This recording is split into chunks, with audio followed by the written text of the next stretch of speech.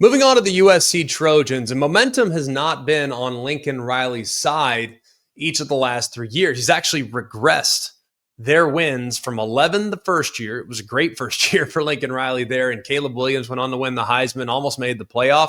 They went to 8 the following year, including losses in 5 of their final 6 regular season games, only to rally and win the bowl game with Miller Moss at quarterback. And then they went to 7 this past year. So they are moving in the wrong direction. And based off of what's back on last year's team, it does not look super promising. They returned just 46% of their overall production.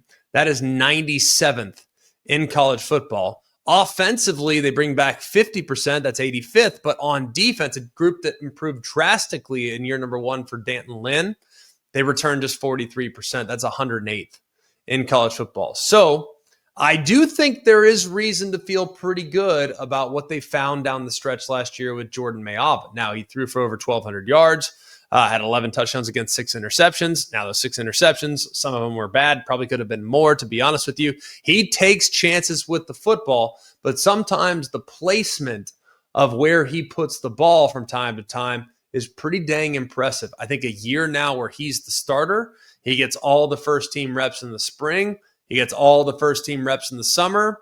He might be a more confident player and a more difficult player to defend this upcoming year with a little more confidence in the system and his ability to deliver the ball where it needs to go. They lost a couple key pieces in the run game. Woody Marks is gone. He graduates at running back. They also lost Joyner, who transferred to Texas Tech.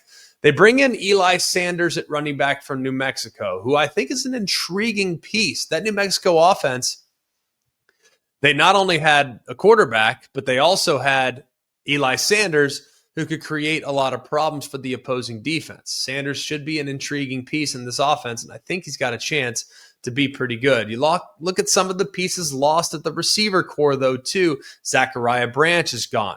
Deuce Robinson's gone.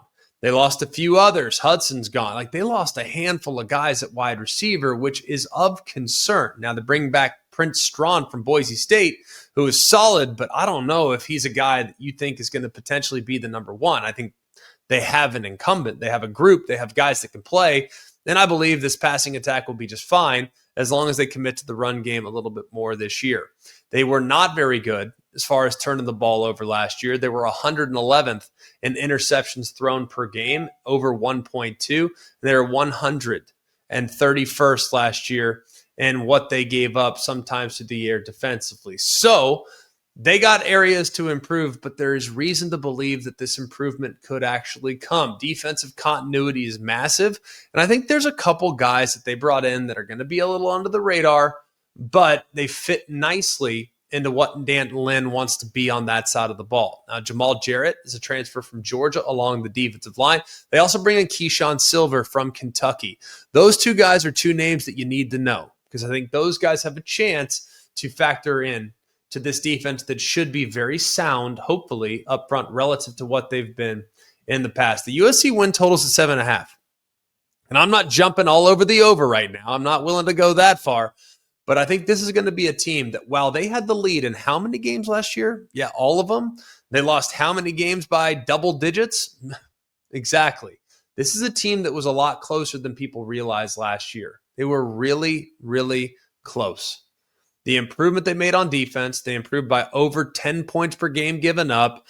The fact that they found a quarterback down the stretch, if that quarterback can continue to get comfortable, if the offensive line continue to play okay, if they can take some of the pressure off the passing game with the running attack, if they can adequately replace some of the pieces lost at the wide receiver position, and they can backfill and improve some of their depth, competitive depth along the defensive front, I think this team actually has a chance to be pretty good. I think they're going to be a dangerous team. I don't know if I'm putting them in the Big Ten title conversation just yet, but I would not be surprised at all if they knocked off a team like Illinois at the end of September. And Illinois is going to be a top 15 team based on what they return. I wouldn't be surprised if they knocked off Michigan at home there in October. They gave Michigan all they wanted last year. I think that could be a tough one again. They're also at Notre Dame. They're at Oregon, so those will be tough games. And I think SC is probably looking at like an 8-4 season. It's probably about right. They're also going to be a problem, though, I think, for the teams that come to them. I expect this to be an improved unit, a team that has a better understanding of what it takes to win in the Big Ten, and a group that will be dangerous week in and week out against some of the contenders in the Big Ten this upcoming season.